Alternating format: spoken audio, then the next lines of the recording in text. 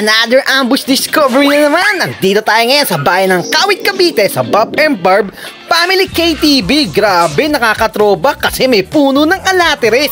Tsaka yung resto bar nila, sobrang ganda. Samahin nyo ako sa loob. Ganda nyo naman talaga, pang Instagramable at pwede ka rin maki-join in kasi may acoustic night sila dito.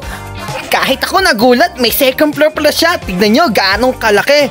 Wow, pwede ka mag-picture-picture dito. Grabe naman talaga, Barb and Barb. Masyado nyo namang ginalingan. Akala ko restaurant lang meron dito. Meron din silang coffee shop at animal friendly ang kanilang lugar. Syempre, isang B-roll muna dyan in 3, 2, 1. What does this button do?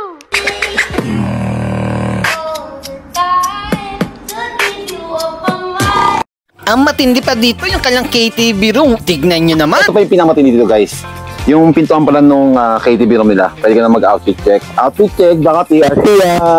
Siyempre, hindi na natin patatagalin pa. Kakanta tayo ng ating paboritong kanta. Siyempre, ay Bicycle Mike. Kagandahan dito sa KTV, hindi ka kita sa loob pag nasa labas sila. Wag naman alisin ang...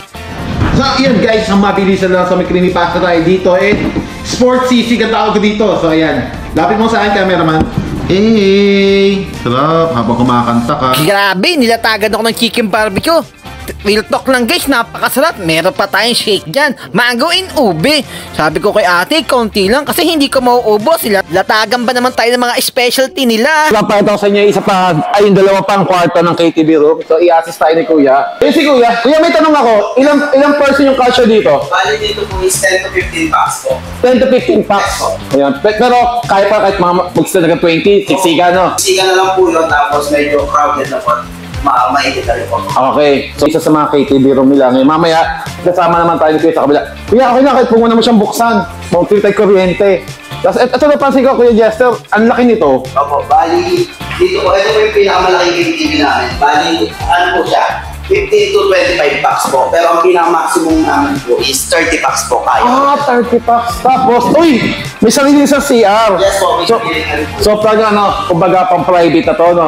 Hindi po sila lalabas. Tapos, bali, ang labas na lang po nila yung mga nag-i-smoke po. Okay. Okay. Grabe, oh. Pwede ka mag-outfit check. Grabe, hindi sa CR nila, in fairness, ang bango. Kahit wala pang customer, yung CR ang bango. Real talk. Dito, ang kagandahan dito sa Bob and Barb, bukod sa pwede ka na mag-dine-in and mag-karaoke dito sa KTV bar nila, nagkikater din sila ng mga iba't ibang event dito katulad ng birthday, christening, debut, yes, meetings, o ano pa mang klaseng personal matters yan, pwede i-cater yan ng Barb and Barb. And napansin ko dito sa lugar na to, yan o.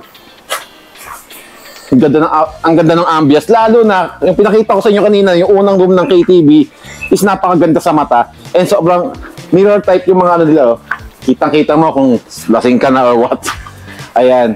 So, ang laki ng place talaga. Dito lang yan sa may Kawit. Ano yung exact address natin dito sa Kawit, Cavite?